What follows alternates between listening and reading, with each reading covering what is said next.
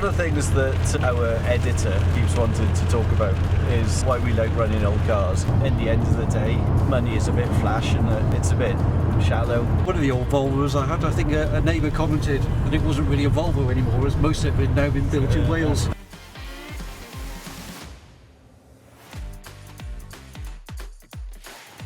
One of the things that our editor keeps wanting to talk about is why we like running old cars. Certainly Tony is well off enough to be able to afford something nice, but instead drives a, what is it, 25-year-old? 25 years old, yeah. 25-year-old V70.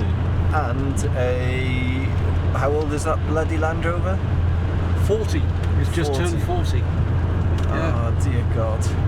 Why would we run that instead of something that's new?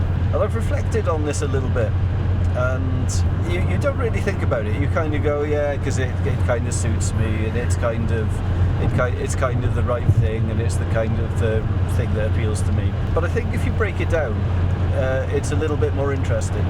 To help you understand, or to help me understand, there's a little bit of a story here. If you stop listening before I stop talking, well, just fast forward it on the video, it's no problem. So I used to be a rock climber, and I climbed rocks, and I bought all the kit, and to be fair, I was pretty crap at it. We climbed a bit more and bought a bit more kit and got a little bit better at it, and then eventually we stopped buying kit because there was no kit left to buy, and we got a little bit better at it again. And sort of 5, 6, 7, 8 years in, we were never good. I mean, let's put that out there straight away. We were never good, but myself and my wife were competent. Let's go with competent. And we couldn't climb very hard, but we were reasonably competent. And the kit at this stage had been bought over a long period of time. It had been bought over the course of 6 years or so.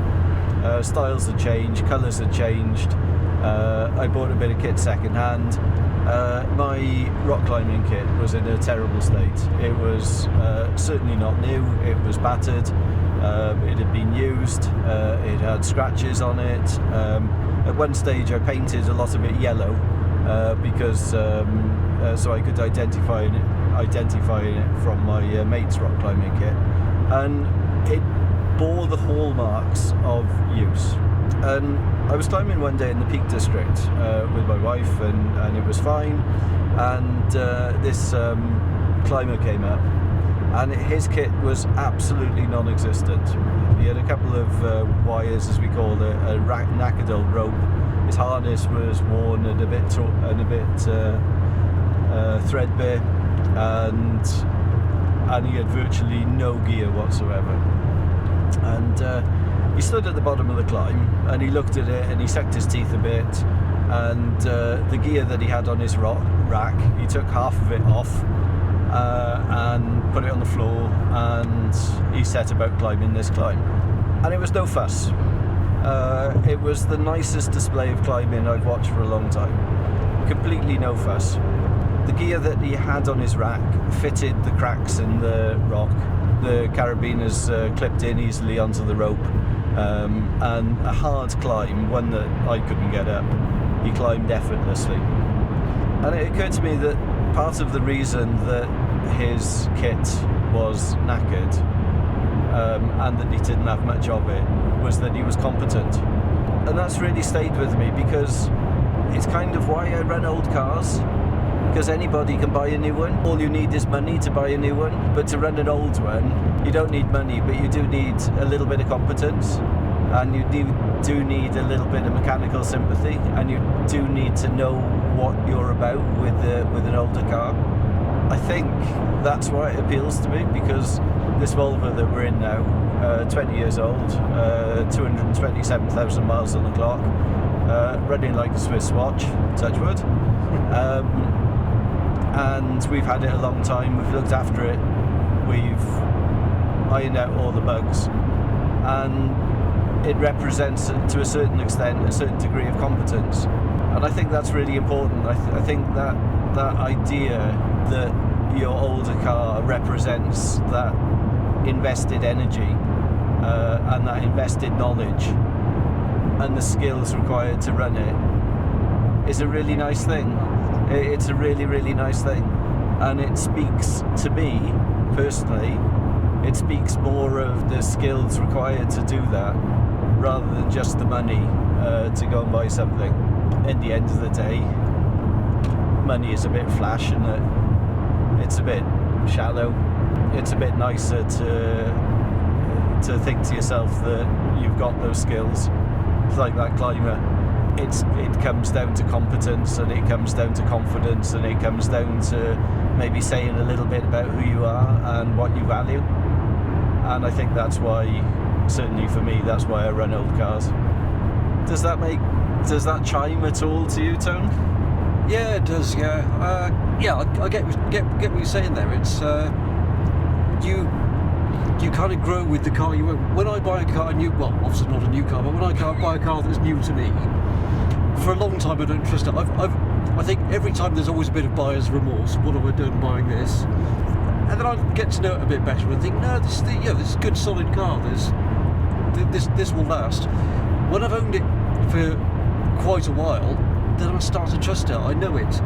And even if there are niggles, I know whether there's anything I need to address now or deal with later. Is it ever going to be a problem? I get to understand it. Just the little bits of work you do on it to maintain it become part of me. I've put the effort into keeping that going. The fact that it still runs is a reflection on my maintenance, rather than my budget to go and buy a new one. One of the old Volvos I had, I think a neighbour commented when I sold it that it wasn't really a Volvo anymore, as most of it had now been built in Wales. I'd had it so long and tinkered with it so much. But there's also just the nice era, the good build quality the older cars come with. Even this, which is modern-ish, at 20 years old, but you can't buy one of these. And things that are really nice here, we're talking about the lovely torquey and very economical engine up front on this, and it actually sounds good. You don't get many cars that are diesels and actually sound good, do you? This actually sounds nice. Would you think that it's fair to say that there's been a shared experience between you and the car? Yeah, I think so. Yeah. It's I know they become part of the family almost, don't they? Yeah. It ties into what a lot of people, I think, get something out of. And when you maintain your own car, work on your own car, whatever, there's a connection between brain and fingers. And whether you're a carpenter or a bricklayer or a mechanic or something else. Oh, better watch that. Yeah. The connection between brain and fingers and brain and hands is a really important thing for a lot of people. And whether you express that through your car or express that through some other way, that's a kind of craft, isn't it? And I wonder whether in today's day and age, when a lot of stuff goes online, whether we kind of miss that a little bit, and whether we're actually a slightly poorer society for that lack of connection to machines. I don't know, it's really hard to separate that out from an individual perspective. What's your take on it? Depends what frame of mind I'm in and what he's doing, but there'll be and what the weather's doing, because I don't have an indoor space to work on the cars. Okay, yeah. But variously, most tasks range from enjoying getting hands-on and doing something, and the satisfaction that even a relatively simple job, changing brake discs or something, is done, and that's good for a long time to come now, and it's as good as new, literally as good as new. And the frustration and sometimes thinking, what am I doing? I can afford to pay someone to do this. Why am I out here in the drizzle trying to finish this job that I started without checking the forecast?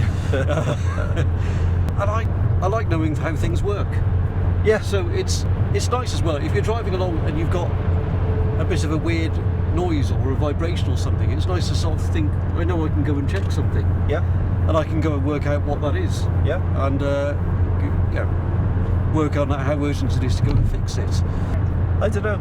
I guess if you went to talk to people who drive professionally and drive fast things professionally, maybe they'd say different, I don't know. But I think that everybody who drives because they enjoy it would speak about the connection between man and machine. And maybe we're talking complete rubbish, I don't know. Let us know what you think in the comments. I know Tony wants to jump in, but I think he's spoken enough. So let us know what you think in the comments. Cheers, guys.